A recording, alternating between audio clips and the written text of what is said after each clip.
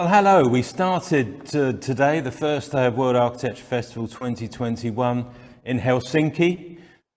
We've heard presentations about Hong Kong. We've listened to what's going on in South Africa.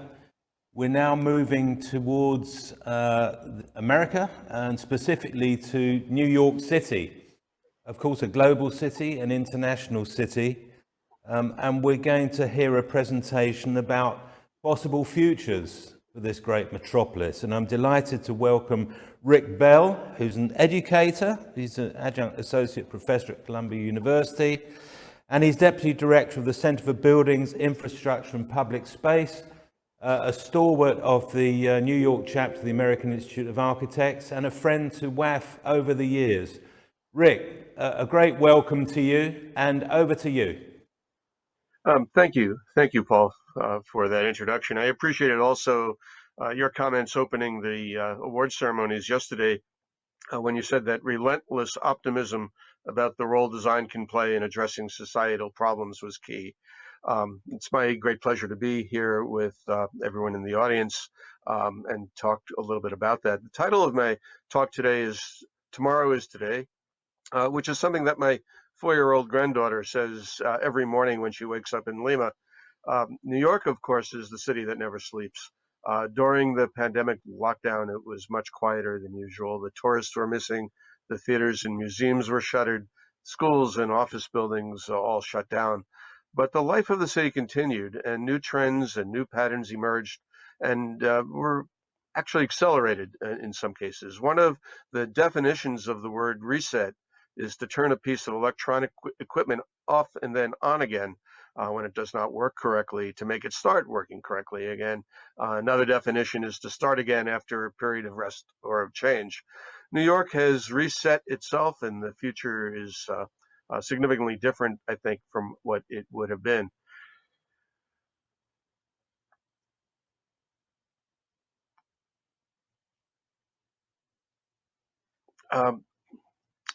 I'm going to talk a little bit about guiding principles, but first, as a kind of an invocation, I'm going to quote from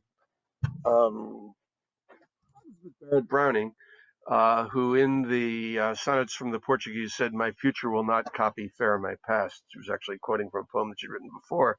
The future is now. Tomorrow is today.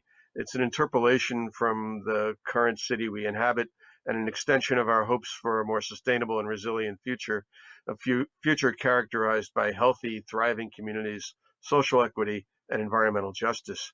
To achieve these aspirations will take the concerted efforts of architects, engineers, environmentalists, landscape architects, policymakers, public officials, urban designers, and of course activists. We need to concentrate on a variety of things: green buildings, public space, parks, plazas, streetscape, transit, housing, and regional connectivity.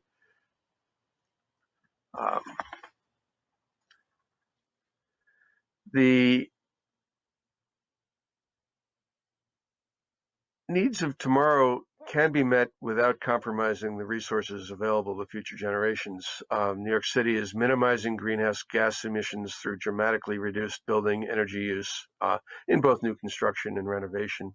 Public and private projects thread natural systems and habitats at locations throughout the city, throughout all 5 boroughs. A few years ago, the city issued, as I was saying, guiding principles for design and construction excellence. This was back in 2015. They addressed the city's challenges pertaining to sustainability, resiliency, equity, and public health. Sustainability goals addressed energy, monitoring materials and nature. They included minimizing energy use and reducing greenhouse gas emissions, as well as using renewable sources such as solar thermal, geothermal, wind, and fuel cells. Resiliency aims focused on preparedness, response, and recovery to prepare for extreme events and long-time threats. Issues of equity centered on strengthening communities and augmenting community capital by inspiring civic engagement, social cohesion, education, and neighborhood stability. Plazas, parks, and streets can accommodate a multitude of different types of community events, health issues, health precepts, describe different aspects of physical and community well-being, from mental health interventions to maximizing local connections to nature. The High Line, of course, reuses an elevated rail spur that had become obsolete with the disappearance of Manhattan's far west side, warehouses and factories. Use it to illustrate issues of sustainability insofar as that it illustrates many of the different principles and goals that were in the guiding principles for design excellence. By adapting and reusing an existing structure, it captured embodied energy and avoided waste while bringing new utility to a highly visible and culturally important fragment of our city's infrastructure heritage. The High Line also creates and extends viable habitats, inserting opportunities for native plant species to thrive and providing new habitats for many animals who otherwise would have a hard time finding a place to live in Manhattan. Highlight has become a global inspiration, a global destination. It's hard in the past to take a photograph that wasn't jammed with people. But at the start of the pandemic, social distancing regulations, the lack of tourism, and other constraints caused a severe drop in visitors. The path of movement became one way, time tickets were issued, and the green dots that you saw both on pathways and seating indicated where one could be and not be. There are now signs up that recommend that people wear masks, but don't require that. The path is, again, both north and south. Many people, tourists, have started to come back. New Yorkers as well, of course. My guess is that just from informal observation, not a clicker count, that fewer than half of those strolling on the High Line are using face coverings of any sort. But it's not quite back to normal yet. The dots are still there. Art and seasonal plantings continue to animate the High Line, and there's a lot of discussion about how the High Line will reach out to the train station, Penn Station, and the Moynihan Train Hall. I'll be discussing in a little bit. Waterfront parks, linear parks of a different nature in most cases, can perhaps be illustrated by a variety of different places, from the Brooklyn Bridge Promenade and the Hudson River Park to East River Promenade. But I'd like to talk about Hunters Point South, which is near where I used to work at the Department of Design and Construction in Long Island City. It faces Manhattan's East River skyline, which includes the UN building. You can see Roosevelt Island.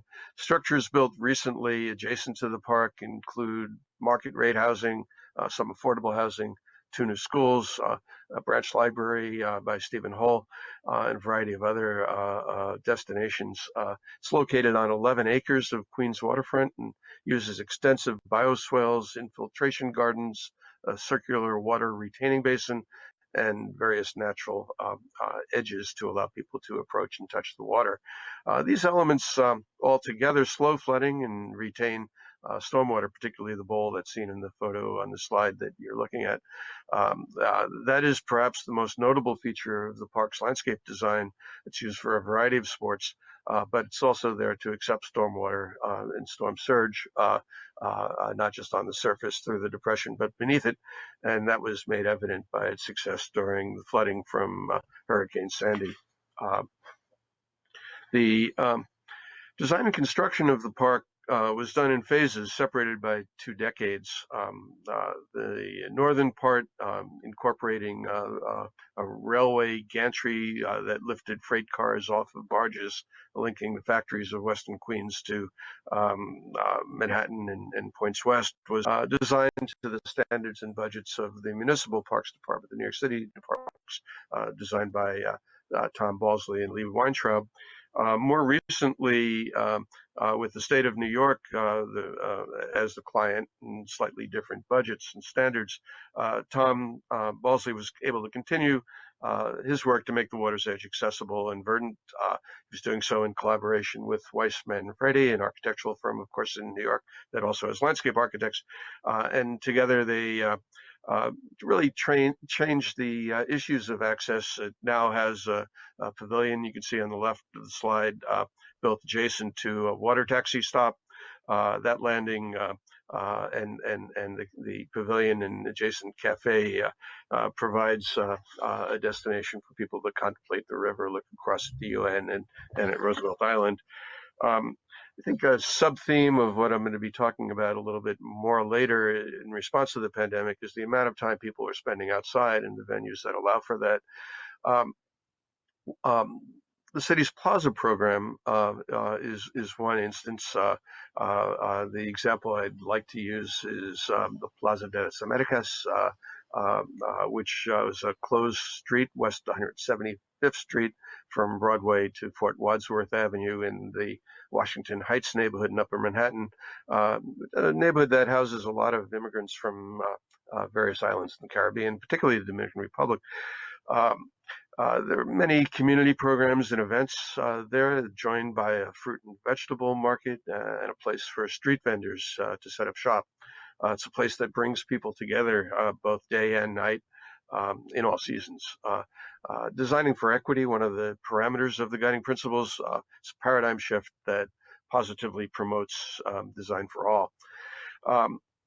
Photos shown are of a recent community engagement festival a month or two ago before it got quite cold in New York.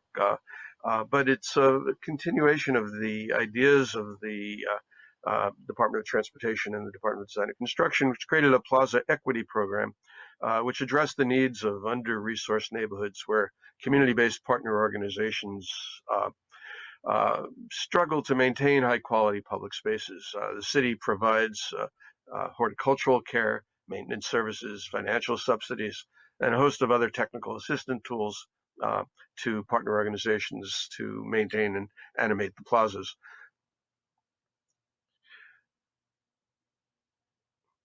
It's interesting working the remote on a different device. The Department of Transportation partnership with these community groups requires a commitment to operate and maintain and manage the spaces so that they stay vibrant and alive. The city provides things, street furniture, seating, plantings, including some larger trees when the subsurface can allow for it, bike racks, public art.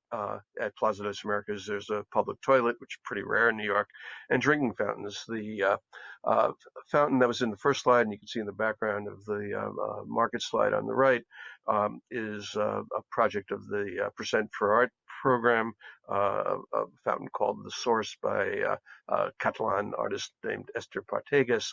It allows people to buy fruit and vegetables and wash them if they wish on site on the plaza for immediate consumption.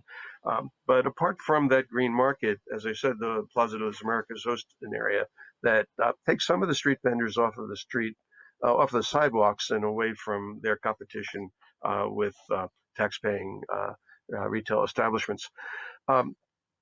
New York, apart from the Bronx, New York City, apart from the Bronx, is a city of islands, Brooklyn and Queens on Long Island, Manhattan, of course, best known, but there are many other islands, and the most recent newly created island is actually a pier park called Little Island. It's gotten a lot of attention and was designed primarily by Thomas Heatherwick. It's located within the larger linear park along the west edge of Manhattan, Hudson River Park, and it opened this year on May 21st, providing a distinctive public space above the remaining wood pilings of Pier 54. Matthews Nielsen Landscape Architects joined with Heatherwick Studios to envision how a new deck, a landscape deck, would be supported by 132 of these concrete tulips, so-called, that raised the level of the park deck above the anticipated storm surge level of a 500-year flood, in which the river's water level would rise as much as 11 feet. With maintenance funding as well as the construction funding from private foundation, the Van Furstenberg Foundation, the variety of plantings is much more sophisticated than might have been the case in a publicly funded park.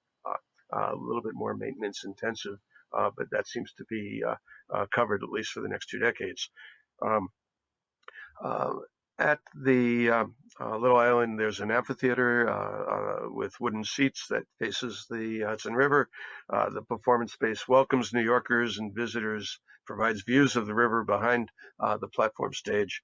It's just a wonderful place to sit and relax, and at dusk to see the sunset behind the palisade of New Jersey's housing towers. Um, the popularity of the park is a function of its location, its novelty, and the renewed emphasis on spending time outdoors that came with the health constraints of the COVID pandemic. The island strengthens social interaction, one of the goals of the design principles, which allows for opportunities to interact. It's also completely accessible.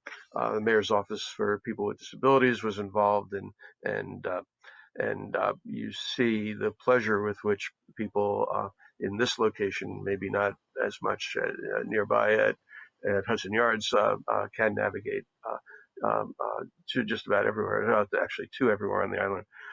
Um,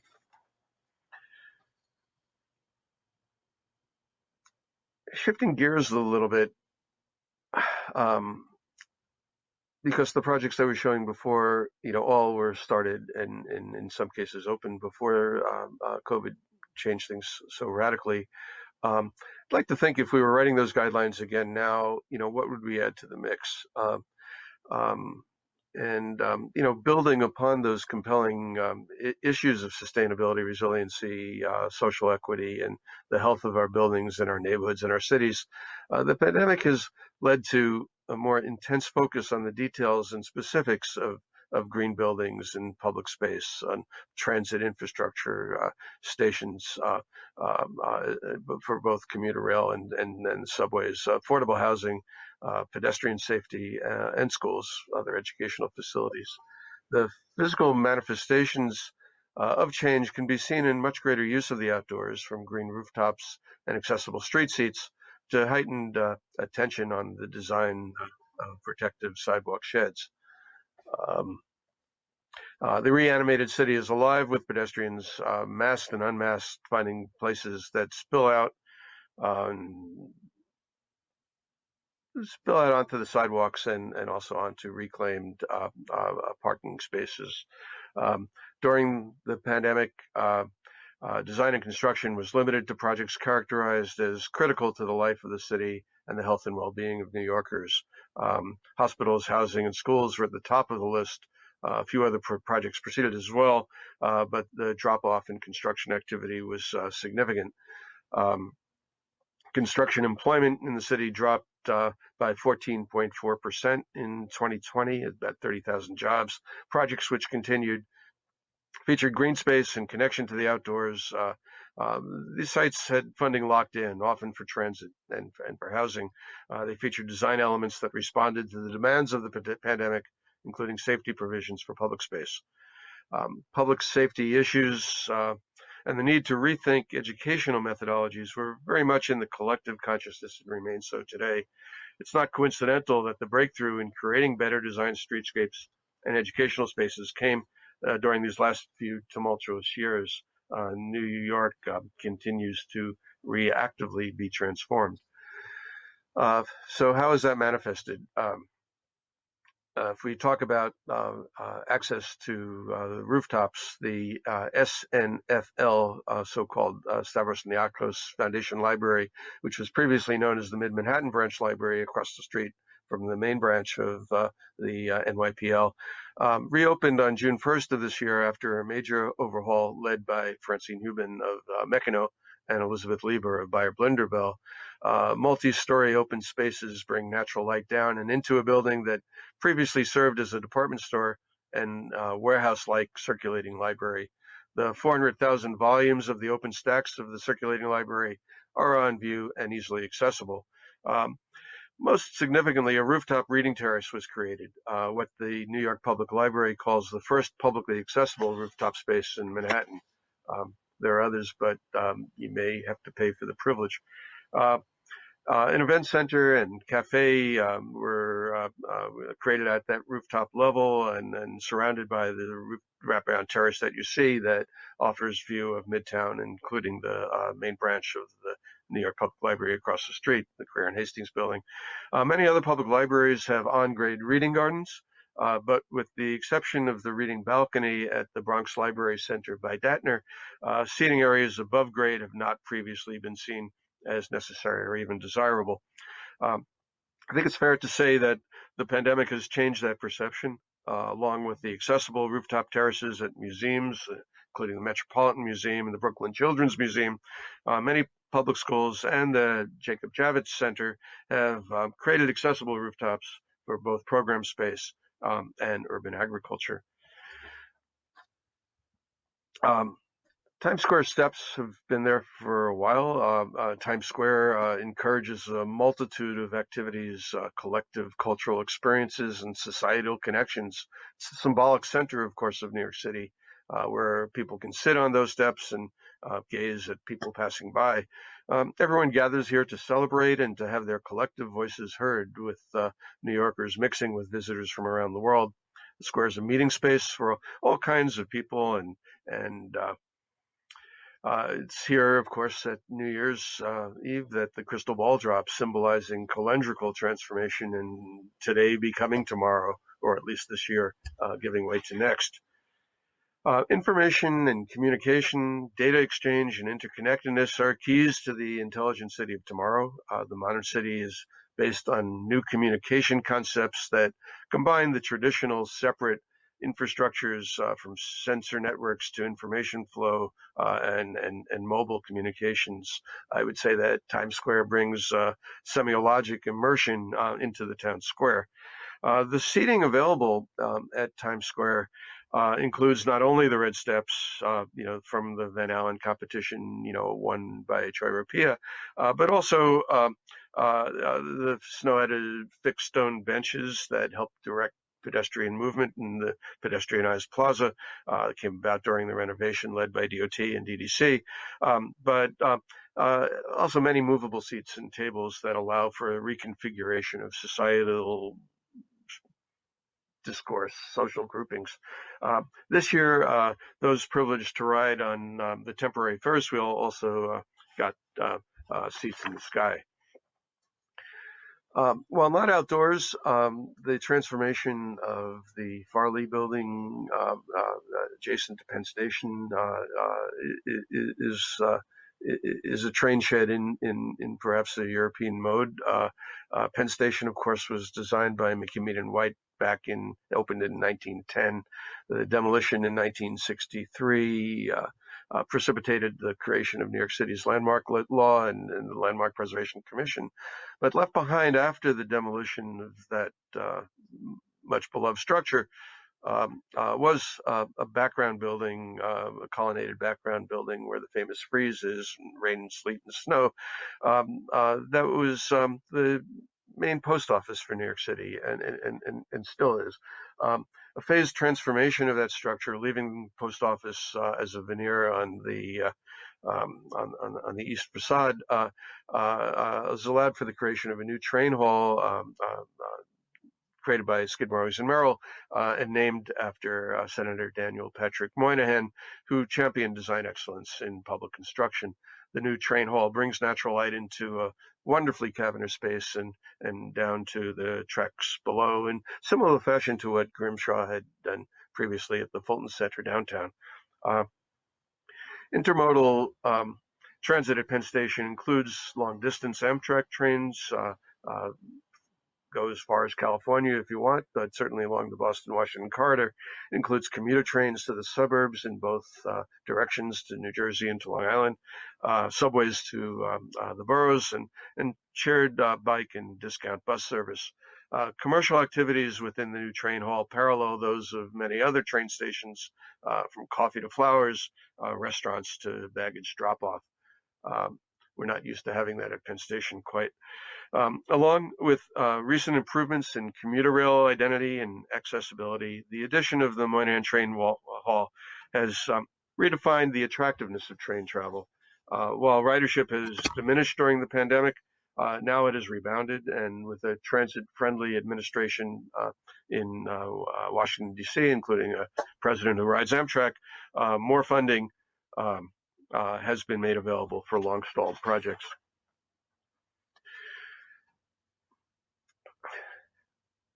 Housing, the housing market has also rebounded. The pandemic functioned as an accelerator, making possible changes in methodology that had perhaps been long contemplated but not realized. I'd include amongst them the growing acceptance of modular fabrication for housing. Shop architects have recently created a new firm, Assembly OSM, offsite manufacturing, to design and fabricate modules that can be used for residential, educational, medical, and hospitality projects. The lessons learned from their prior efforts in Brooklyn have informed factory production where safety standards and quality control are higher. The shift in thinking about achievable modular construction owes a lot to the success of Carmel Place, the micro-unit demonstration project by Eric Bunge and Mimi Huang and architects. That 7-story structure contains 55 residential units that measure 260 to 360 net square feet. Previous zoning requirements called for 400 square feet minimum. Ground floor contains common spaces that make the smaller than typical studio apartments more acceptable in the marketplace. The use of modular fabrication reduced construction time and noise and led to zoning changes that encourage similar future projects. Carmel Place had won the ADAPT NYC competition that was organized by the New York City Department of City Planning. Changing demographics of single-person households is partly a function of an aging population in New York and an increasing number of recent graduates staying on for career opportunities that New York presents. Their jobs are still in New York. Street seats, I think, are one of the most notable transformation that would not have happened at this rate without the pandemic. When the pandemic lockdown started in New York, as in other cities, patterns of eating out necessarily changed. Before the pandemic, New York City, the restaurant industry had, I think the number was 23,650 establishments back in 2019, providing something like 317,800 jobs. By August of 2020, employment in the restaurant industry was 55% of the level of February of the same year. Many restaurants were forced to close, and some closed permanently. Smaller family-owned restaurants were particularly vulnerable to the health and safety issues and regulations that precluded eating indoors. Increasing the numbers of seats, both outdoors on the sidewalk and in the street, became critical for survival, and the response has consequently changed New York City's streetscape. Artisanal demarcations of dining areas took shape as permitted by the Department of Transportation. These had and still have differing degrees of enclosure.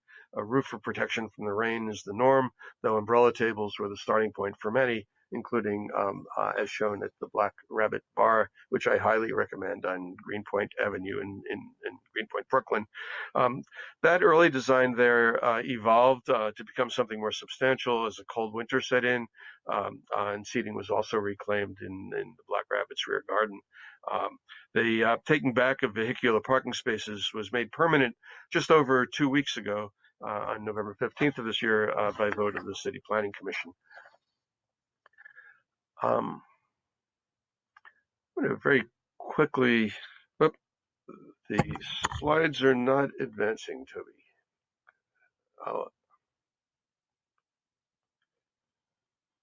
There we go.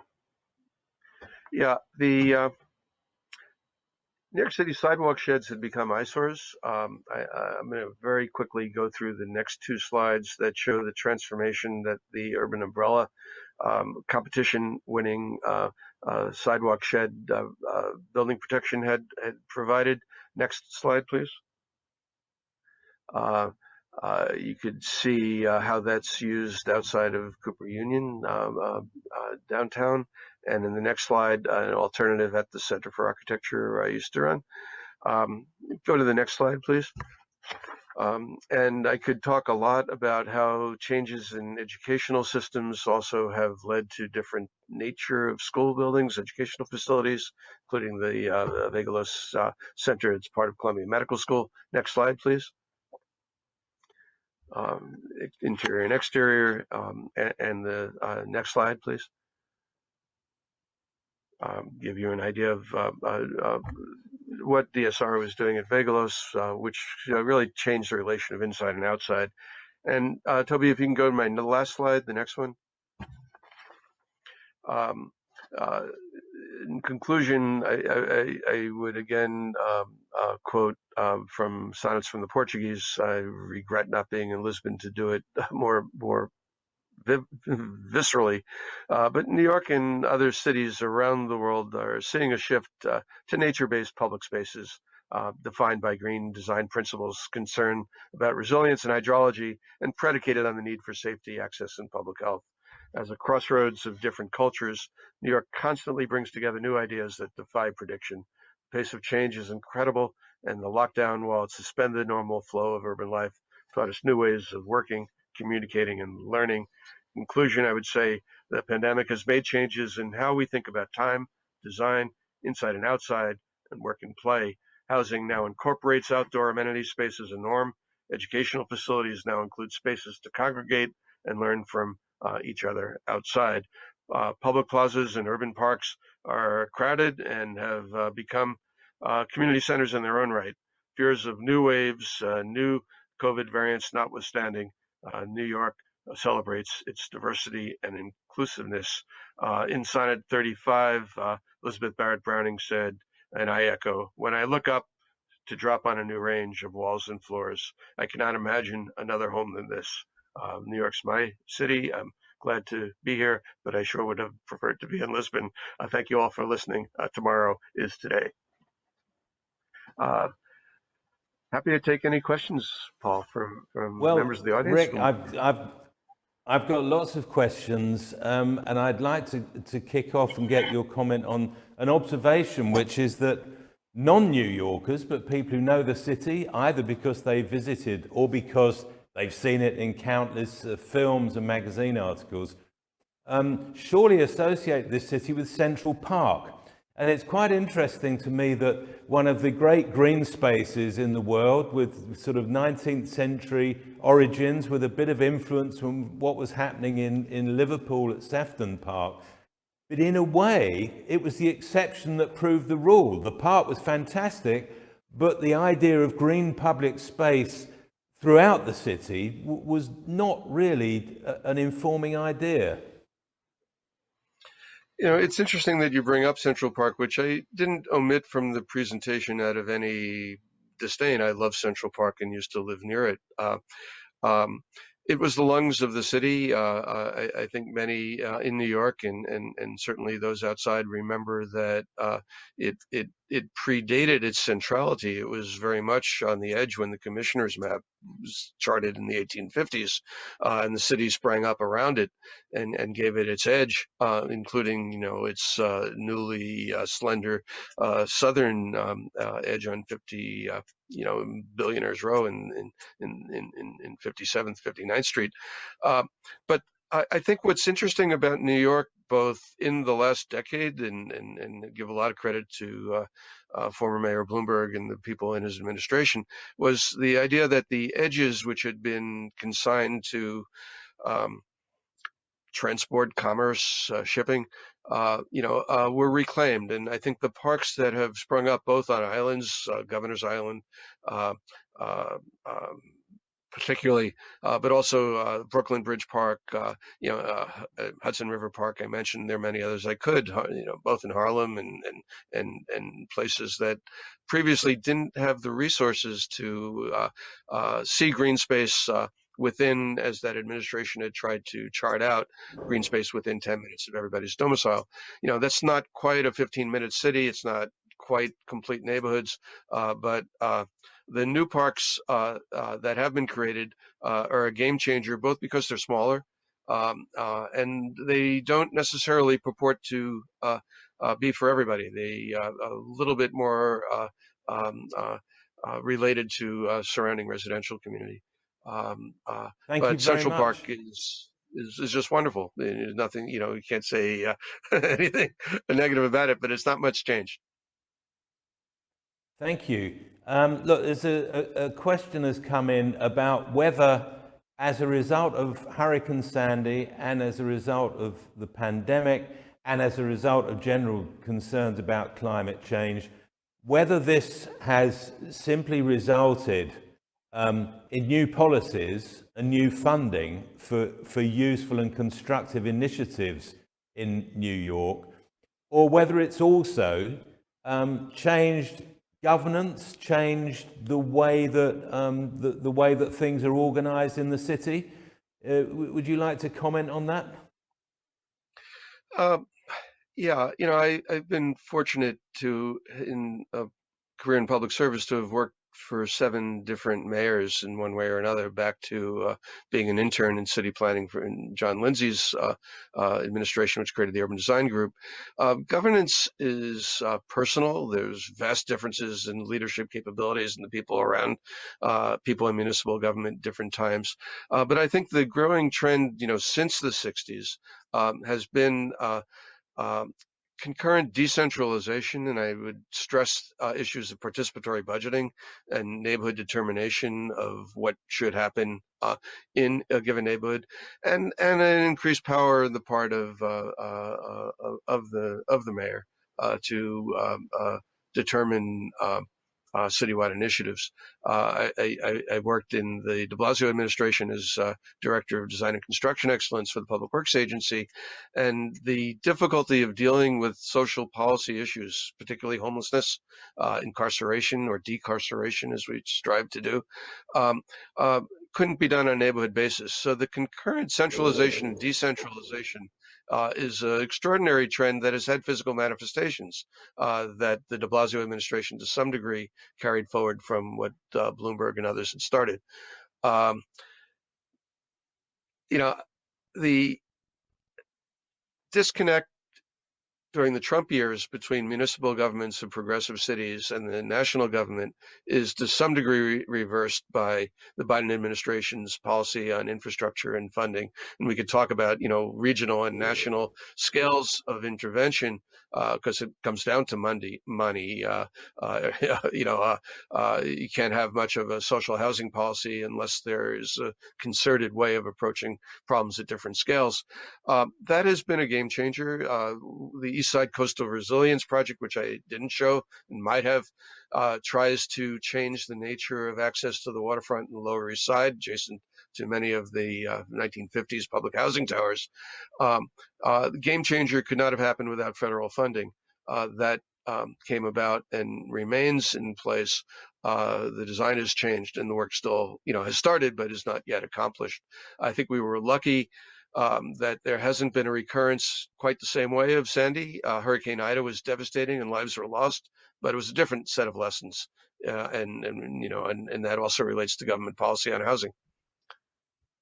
It's an interesting, almost paradox that on the one hand you could have a more centralised policy and perhaps more central control, but assuming that it's accompanied by funding, that itself doesn't mean that the policies implemented are about centralising at all. It means that, as you say, you could devolve out. The policy can be to let people work very autonomously at a local level, even though the money and the power is relatively centralised. Well, New York has historically learned a lot from London, and the council structure, isn't paralleled in our community planning boards, but having concurrently centralized and decentralized levels of control can be schizophrenic, but it could also create opportunities for smaller scale interventions that change the character and quality of neighborhoods, without displacement and gentrification, which was a key issue in the de Blasio administration of how to channel resources, particularly to parks, under Mitch Silver's tenure as Parks Commissioner, to neighborhoods that had never benefited from quite that share of public resources without creating targets for gentrifiers. Well, I think that's, you've been relentlessly optimistic today. And actually, I must say, I hadn't quite realized just how much New York City has been galvanized by the problems that have affected us all recently. And it's very encouraging to hear not just about the great projects from the homegrown architects, but also the diversity of design talent that's now working in your great city. So, Rick Bell, thank you very much for being with us today. Thank you for inviting me, and it's a pleasure to be here with you all. Take care, everyone.